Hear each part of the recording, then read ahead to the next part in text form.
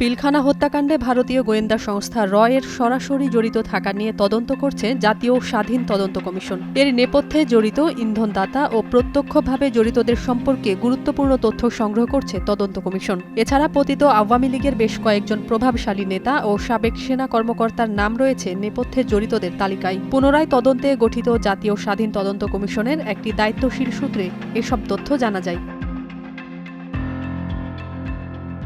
১৬ ফেব্রুয়ারি জাতীয় স্বাধীন তদন্ত কমিশনের প্রধান মেজর জেনারেল অবসরপ্রাপ্ত ফজলুর রহমান বলেন, আমরা কাজ করছি, বসে নেই, তদন্ত চলছে, তাই অপেক্ষা করুন। প্রথম বৈঠকের পর গত ২৬ ডিসেম্বর তিনি বলেছিলেন, ২০০৯ সালের পিলখানা হত্যাকাণ্ডের ঘটনার সঙ্গে দেশি বিদেশি শক্তি ও ষড়যন্ত্রের সঙ্গে যারাই জড়িত সবাইকে চিহ্নিত করা হবে। তথ্য উপাত্তের ভিত্তিতে একটি স্বাধীন ও নিরপেক্ষ প্রতিবেদন তৈরি করা হবে।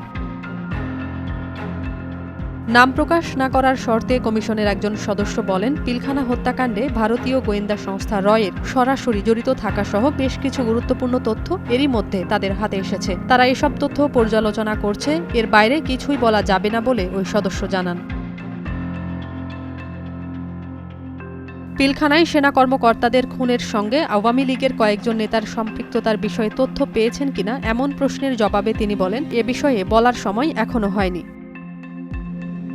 সূত্রমতে দীর্ঘ ১৬ বছরে পিলখানায় বিডিআর সদর দপ্তরে নৃশংস হত্যাকাণ্ডের পেছনে কারা এতদিন কলকাঠি নেড়েছে তা জানা সম্ভব হয়নি। যাদের বিচারের মুখোমুখি করা হয়েছে তারা আসল কারিগর নয়, যারা এ ঘটনার আসল কারিগর তারা এখনও ধরা ছোঁয়ার বাইরে। তাদের শনাক্ত করে বিচারের মুখোমুখি না করা পর্যন্ত রাষ্ট্রের বিরুদ্ধে ষড়যন্ত্রকারীদের বের করা সম্ভব হবে না।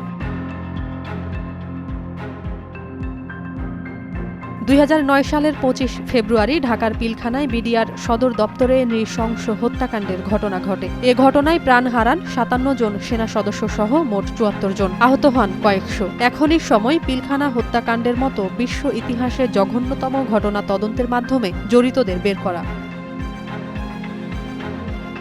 পিলখানা হত্যাকাণ্ডের অনেক আগে ঘটে যাওয়া কিছু ঘটনা বিচার বিশ্লেষণ করে অনেকেই বলার চেষ্টা করছেন যে কেবল কিছু সংখ্যক মধ্যম ও নিম্ন সারির বিডিআর সদস্য দ্বারা এত বড় ঘটনার পরিকল্পনা করা সম্ভব নয়। এ ঘটনায় স্বার্থান্বেষী মহলের কোনো না কোনো সংশ্লিষ্টতা আছে। আদালতও পূর্ণাঙ্গ রায়ে তারই প্রতিধ্বনি করে বলে, বিডিআর বিদ্রোহের পেছনে স্বার্থান্বেষী মহলের ষড়যন্ত্র ছিল।